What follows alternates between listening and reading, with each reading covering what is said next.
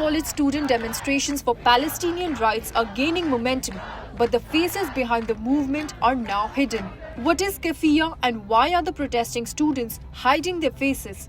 Let's find out. Many students obscure their identities with medical masks or keffiyas, traditional Palestinian headdresses that have become a symbol of Palestinian solidarity. For many, masks are a shield, a way to protect themselves from surveillance, online attacks, and even physical harm.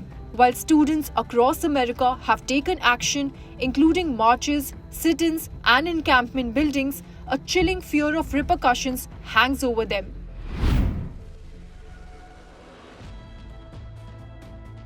In Yale University, a group of 21 masked students raised their voices and sang a protest song. In Columbia and the University of Michigan campus, pro-Palestinian demonstrators are taking precautions. They are wearing masks and using blankets to shield themselves from counter-protesters and potential doxing, the act of posting personal information online with malicious intent.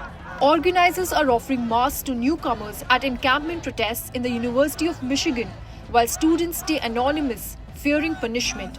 At Harvard, the Palestine Solidarity Committee had suspended doing press interviews out of the regard for student safety.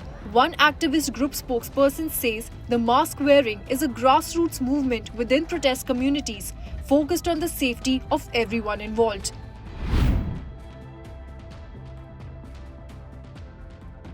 On some college campuses, the fight for free speech has taken an unexpected turn. College administrators are cracking down on students wearing masks, citing outdated anti-mask laws, discouraging the practice and giving reasons that may surprise you.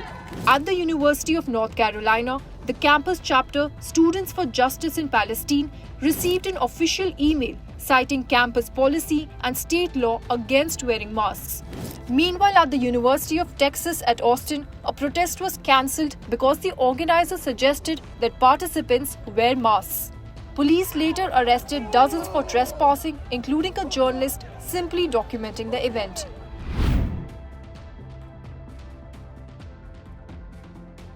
For many protesters, simply expressing criticism of Israel has led to their names, workplaces, and even social media profiles being exposed. Websites and social media accounts dedicated to doxing protesters have emerged, leading to job losses and online harassment. Organized campaigns have swept up not just those using blatantly anti-Semitic language, but also peaceful attendees advocating for a ceasefire or anyone publicly critical of Israel's actions. And if that's not enough, protests have resulted in firings, suspensions, harassment, increased surveillance, and even death threats. Police drones now monitor protests, track movements, and capture video footage recordings used to make arrests.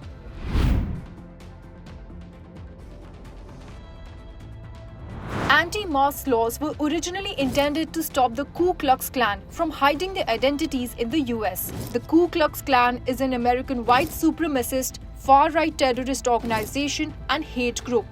Concealing identity during protests has a long history in the US. However, recent events have complicated this practice. The rise of masks due to COVID-19 provided a temporary shield, but the January 6 Capitol riots highlighted how video footage and facial recognition can identify people even when masked. The heightened surveillance has created a chilling effect, discouraging free speech and the right to assemble. For more informative videos like this, keep watching India Today Newsmo.